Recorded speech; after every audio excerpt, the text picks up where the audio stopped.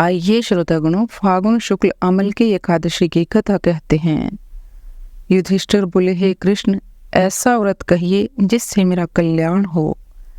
कृष्ण जी बोले कि रहस्य और इतिहास सहित व्रतों में उत्तम व्रत मैं कहता हूँ, जो संपूर्ण फलों को देने वाला है। हे राजन, अमलकी का व्रत बड़े पापों को नाश करने वाला तथा 1000 गोदान के फल देने वाला है। हिंसा करने वाला व्याध की जैसी मुक्ति हुई उस प्राचीन इतिहास को मैं कहता हूँ। हिष्ट पुष्ट मनुष्यों और ब्राह्मण क्षत्रिय शूद्रों से सुशोभित वैदेश नाम का नगर था। हे नृप, वहाँ सुंदर वेद ध्वनि हो रही थी। उस सुंदर नगर में कोई नास्तिक और दुराचारी नहीं था। वहाँ का चैत्र रथ नामक राजा प्रसिद्ध था। वह राजा 10,000 हाथियों के समान बलशाली, धनी तथा शस्त्र शास्त्रों को जानने वाला था।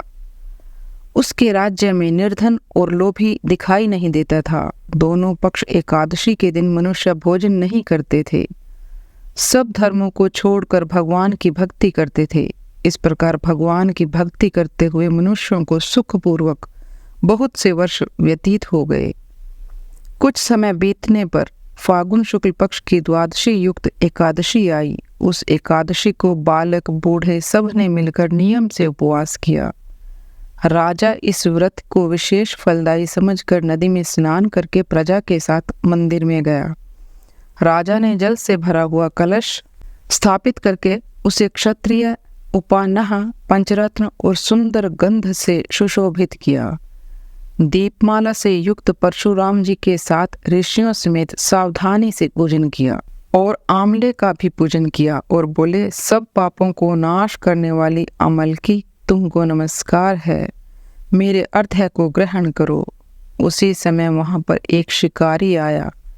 भूख और परिश्रम से युक्त, पाप के भार से पीड़ित, कुटुंब के लिए जीव हिंसा करने वाला, सब धर्मों से अलग वह अमलकी एकादशी का जागरण और दीपकों से शोभित उस स्थान को देखकर वहां बैठ गया और सोचने लगा कि यह क्या है, और आश्चर्य करने लगा। उसने वहां रखे हुए कलश के ऊपर दामोदर भगवान का दर्शन किया।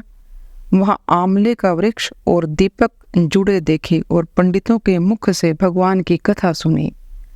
शुद्धित होने पर भी एकादशी का महात्म्य सुना। विस्मय युक्त होकर रात में जागरण किया। फिर प्रातःकाल सब मनुष्य नगर में गए। उस शिकारी ने भी घर पर आकर प्रसन्नता से भोजन किया। फिर बहुत काल के अनंतर व्याघ्र की मृत्यु हुई। एकादशी के प्रभाव से और रात के जागरण से उसे चतुरंगिनी सेना समेत बड़ा राज्य मिला। हे राजन, जो श्रेष्ठ मनुष्य अमलकी की एकादशी का व्रत करते हैं, वे निस्संदेह विष्णु लोक को जाते हैं।